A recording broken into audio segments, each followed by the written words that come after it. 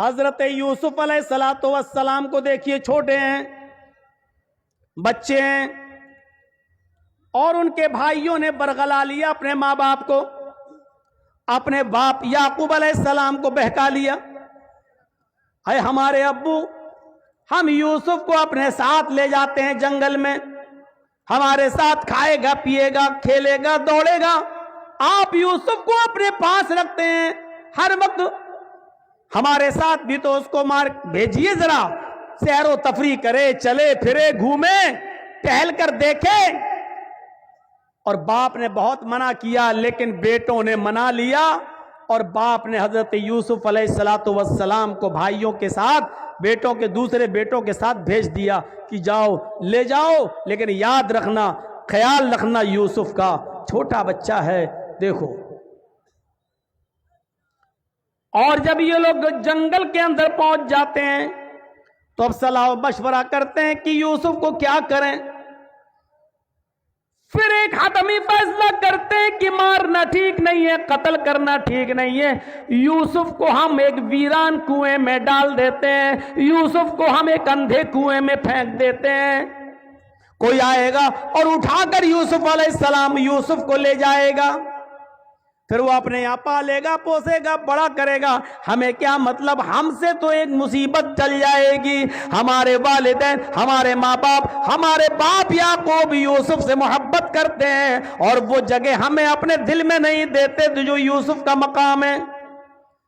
پھر ان لوگوں نے عزم مصمم کر لیا اور یوسف علیہ السلام کو ایک کنویں کے اندر پھینک دیا، کنویں میں ڈال دیا، اور روتے ہوئے اپنے گھر آتے ہیں۔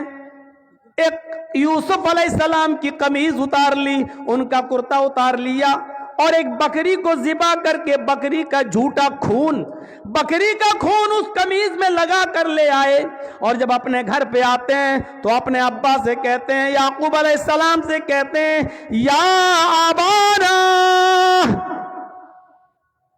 آئے ہمارے ابو جان، انا ذهبنا نستبق وتركنا يوسف عند متاعنا فاكله الذئب، اے ابو جان، ہم یوسف علیہ السلام کو لے گئے اور ہم کھیل کود میں لگ گئے، نستبق، ہم کھیل کود میں لگ گئے، ہم دوڑ بھاگ میں لگ گئے، وَتَرَكْنَا يُوسُفَ عِنْدَ مَتَاعِنَا، اور یوسف کو اپنے سامان کے پاس چھوڑ دیا کہ تم اس کی دیکھ ریکھ کرنا، ہم لوگ ادھر ادھر کھیل کود میں لگ گئے، فَأَكَلَهُ الذِّئْبُ، بھیڑیا آیا اور بھیڑیا یوسف علیہ السلام کو کھا گیا، بھیڑیا آیا اور بھیڑیے نے یوسف کو پھاڑ دیا۔ اے ہمارے ابو، آپ ہماری بات پر ایمان کیوں لائیں گے، آپ ہماری بات کیوں مانیں گے؟ وَمَا أَنْتَ بِمُؤْمِنٍ لَنَا، آپ ہماری بات کیوں مانیں گے؟ وَلَوْ كُنَّا صَادِقِينَ، اگرچہ ہم سچے ہی کیوں نہ ہوں، ہم سچ بول رہے ہیں، پھر بھی آپ کو ہماری بات کا یقین نہیں ہوگا۔ اپنے ماں باپ سے یہ بات کہہ دی یعقوب علیہ السلام سے۔ ادھر ایک قافلہ آیا، سنیے، ادھر ایک قافلہ آیا، اس کو پیاس لگی تو کنویں کے پاس چلا گیا، اس نے ڈول ڈالا، ڈول، اور اس یوسف علیہ السلام اس ڈول میں بیٹھ گئے، اس نے جب کھینچا تو ڈول بھاری لگا، اس نے جھانک کر دیکھا تو ایک چھوٹا بچہ پڑا ہوا ہے یوسف، اس نے قافلے والوں کو خوشخبری سنائی، یا بشرا ھذا غلام، اے قافلے والوں خوشخبری سنو، یہ تو ایک بچہ پڑا ہے، یہاں تو ایک لڑکا پڑا ہوا ہے، بچہ، بڑا خوبصورت بچہ یہاں کنویں میں پڑا ہوا ہے۔ نکالا، مصر کے بازار میں لے گئے اور وہاں اس بچے کو بیچ دیا گیا۔ اور جانتے ہو، اتنا خوبصورت بچہ یوسف علیہ السلام، جن کی خوبصورتی کا ذکر قرآن میں موجود، لیکن اس خوبصورت بچے کی قیمت بھی کیا لگی مصر کے بازار میں، جانتے ہو؟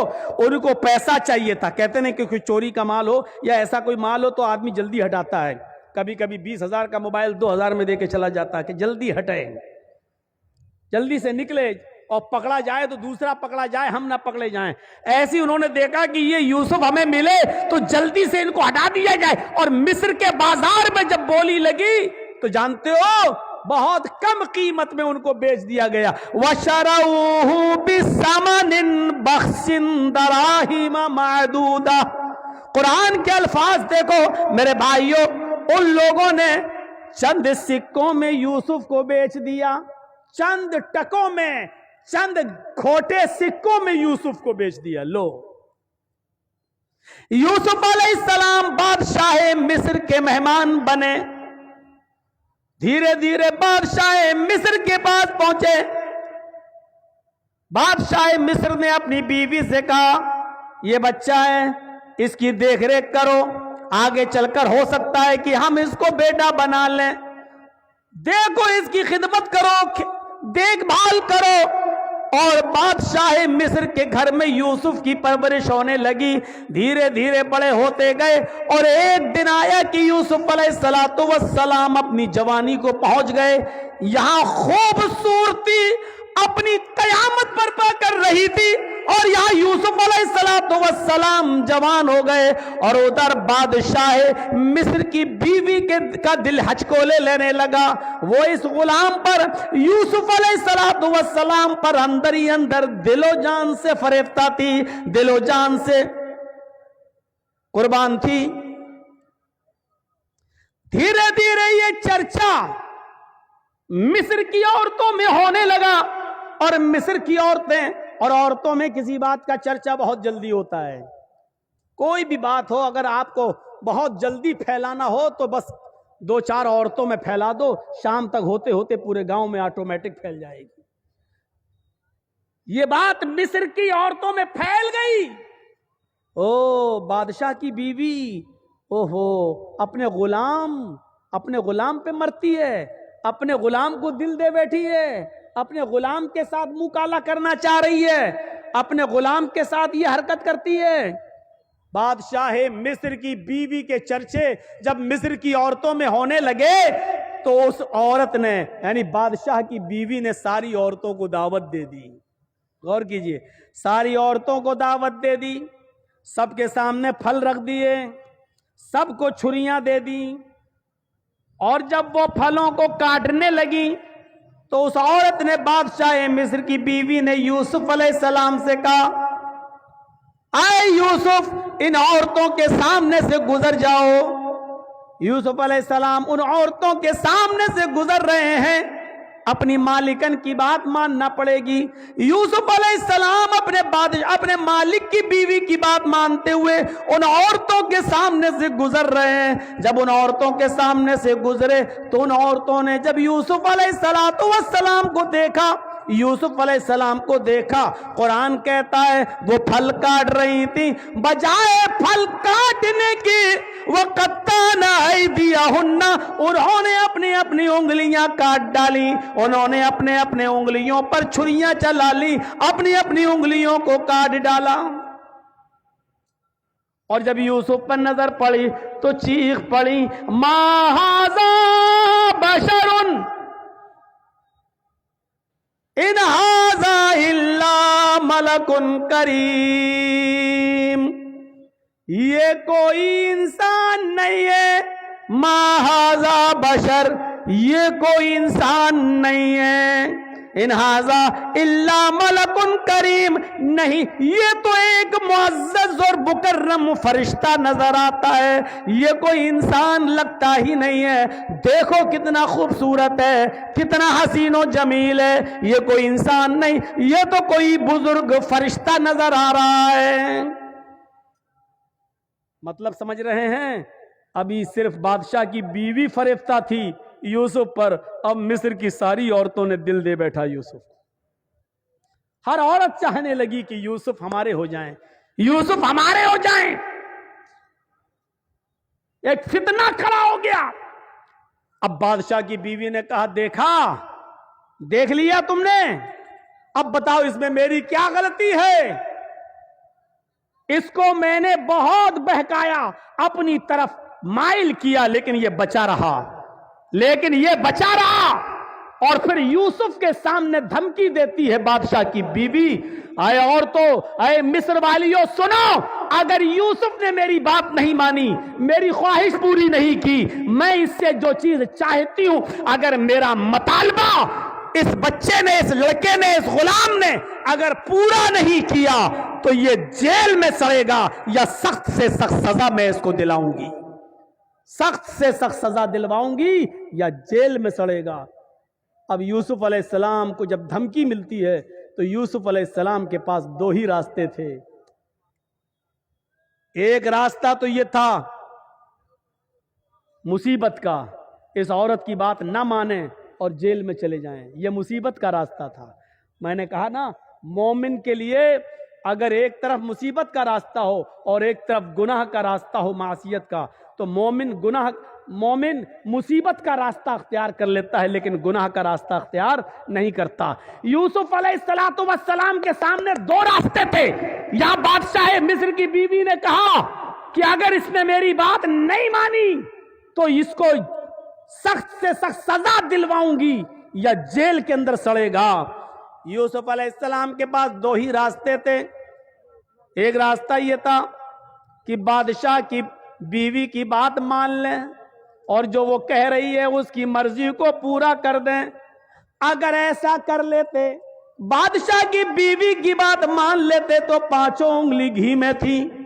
बादशाह की बीवी उनको बचाती भी, बादशाह की बीवी उनका ख्याल भी रखती, बादशाह की बीवी उनको तन्हाई का मौका भी देती, बादशाह की बीवी उनकी इज्जत और तकरीम भी करती, बादशाह की बीवी उनको अच्छी तरीके से उनकी हिफाजत भी करती, सब कुछ करती, और जो वो चाहते वो उनको मिलता रहता। लेकिन ये रास्ता गुनाह का रास्ता था, ये रास्ता मासियत का रास्ता था।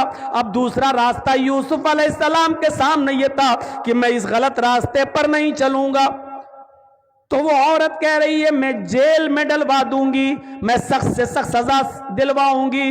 तो यूसुफ अलैहिस्सलाम ने ये रास्ता पसंद कर लिया और नजरें आसमान पे डाली और फरमाया इलाहुल आलमीन, आए मेरे परवरदिगार, बादशाह मिस्र की बीवी ने ये ठान लिया है कि मैं उसके साथ गलत काम करूं, और वो ये भी कह रही है अगर इसने मेरी बात न मानी तो मैं इसको सजा दिलवाऊंगी और जेल में डलवा दूंगी। रब्बिस्सिज्नु अहब्बु इलैया मिम्मा यदूननी इलैहि, आए मेरे परवरदिगार, आए मेरे अल्लाह, आए मेरे रब, मुझे जेल में जाना ज्यादा पसंद है। रब्बिस्सिज्नु अहब्बु इलैया मिम्मा यदूननी इलैहि, आए अल्लाह मुझे जेल ज्यादा महबूब है, मुझे जेल में जाना ज्यादा पसंद है बनिस्बत उसके जिस बुरे काम की तरफ ये औरतें मुझे बुला रही हैं और बादशाह मिस्र की बीवी मुझे चाह रही है। इस काम के करने से बेहतर और ज्यादा अच्छा मेरे लिए यह है कि मैं जेल में चला जाऊं। वइल्ला तसरिफ अन्नी कैदहुन्ना अस्बु इलैहिन्ना, ऐ हमारे परवरदिगार, ऐ हमारे रब, अगर तूने मुझे इनकी चालों से न बचाया, ऐ अल्लाह अगर तूने मुझे इनकी चालों से मेरी हिफाजत न की। ये औरत की चालें कितनी खतरनाक होती हैं।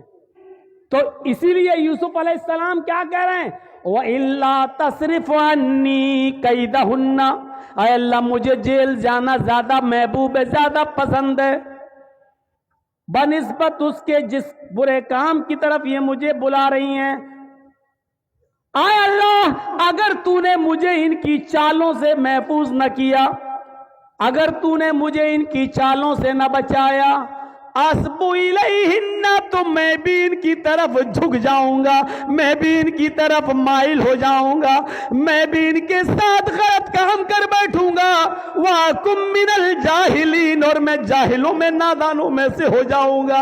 अय अल्लाह मैं जाहिलों और नादानों में से हो जाऊंगा, इसलिए अल्लाह मुझे इनके शर्र व फितन से और इनकी चालों से तू मेरी हिफाजत फरमा।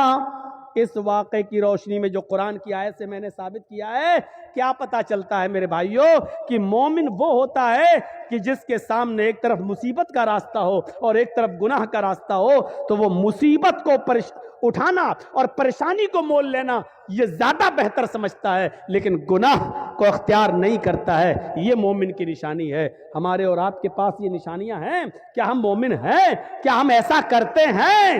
اس لیے یاد رکھیے میرے ساتھیوں، گناہوں کی دلدل سے بچیے، گناہوں کی دلدل سے بچیے، اور اللہ رب العالمین کو پکارتے رہیے، اپنے گناہوں کی توبہ اور معافی مانگتے رہیے کہ اللہ رب العالمین فرماتا ہے قُلْ يَا عِبَادِيَ الَّذِينَ اسْرَفُوا عَلَىٰ أَنفُسِهِمْ لَا تَقْنَطُوا مِن رَحْمَةِ اللَّهِ۔ اے محمد صلی اللہ علیہ وسلم میرے بندوں سے کہہ دو، یا عبادی الذین اسرفوا علی انفسہم، اے اللہ کے بندو، اگر تم نے گناہ کر کے، اگر تم نے ظلم کر کے، اگر تم نے عیاری و مکاریاں کر کے گناہ کر ڈالے اور زمین و آسمان بھی بھر لیے، اپنی جانوں پر تم نے ظلم کیا، اپنی جانوں پر تم نے ظلم کیا ہے اور تم حد سے آگے بڑھ چکے ہو، لا تقنطوا من رحمت اللہ، کہہ دو اے اللہ کے بندو، اللہ کی رحمت سے نا امید مت ہو جاؤ، اللہ کی رحمت سے نا امید مت ہو، اللہ رب العالمین تمہارے گناہوں کو اب بھی معاف کر دے گا، بشرط یہ کہ تم سچے دل سے توبہ کرو، استغفار کرو۔